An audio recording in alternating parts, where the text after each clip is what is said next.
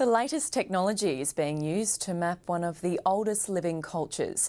Archaeologists from Canberra have travelled to the Northern Territory for a wide-scale rock art survey, and they're warning some art sites could be wiped out within the next 2 decades. Anna Henderson reports.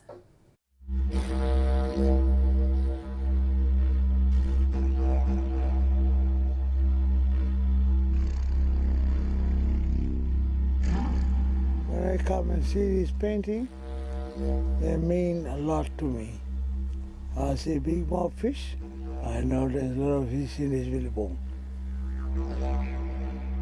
It's beautiful land, every bit of it.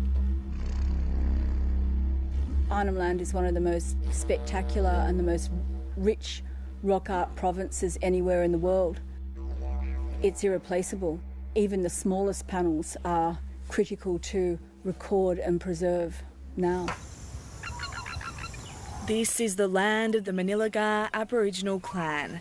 Just 5 kilometres outside the boundary of Kakadu National Park, on the edge of the Red Lily Billabong, lies an ancient art site of vital importance to the traditional owners.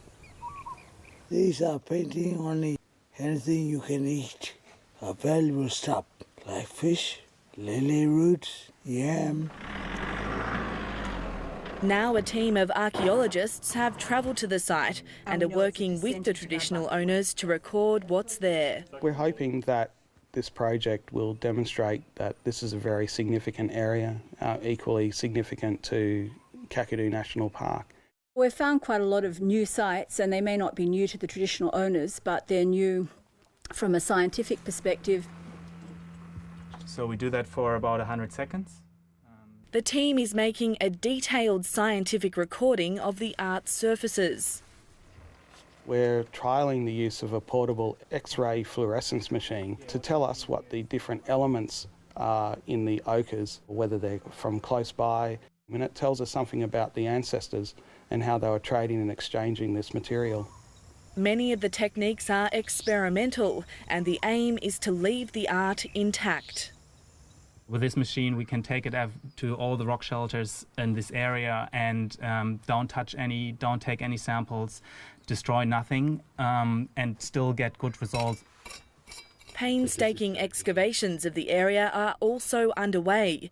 A ground-penetrating radar machine helps identify how deep they can dig. What we're interested in is excavating as deep as we can in order to get farther back in time. Researchers are looking at the history of occupation at the sites. While some of the work in this part of Arnhem Land has been dated back more than 20,000 years, this research is also looking at the most recent history.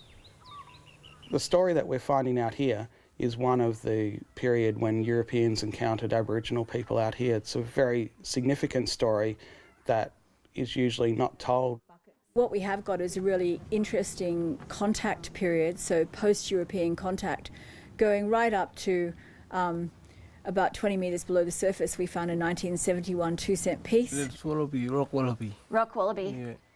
Anthropologists have been working with Jacob Nyangul and his family to piece together some of the more recent stories. Maybe new paint? When they actually come to sites, you'll actually get different stories, and often you'll get stories that you've never heard before just by bringing people out in country. It really is a trigger. But the future of these paintings is under threat. One has already been destroyed by a fire that ripped through the area 4 years ago. It got burnt, cracked, and pieces came off the face of the rock. Just metres from the art sites at Red Lily Billabong is the main road across northern Arnhem Land. Traffic is increasing and dust from the road is beginning to coat the art panels and destroy the work. The dust from the road is flying over to this painting, and when it rains, the painting gets wet and it stays there. And you can see some of those paintings now. You can half see. 53. The archaeologists recording the art fear this site will eventually disappear. I think this particular group of sites here at Red Lily Billabong and that are close to this road have had significant impacts, and I'd be very surprised if we're going to see much of these sites left in another 20 years. I think for Jacob and his family, it will be a devastating loss. It will leave a scar within the community because these sites are so important to them.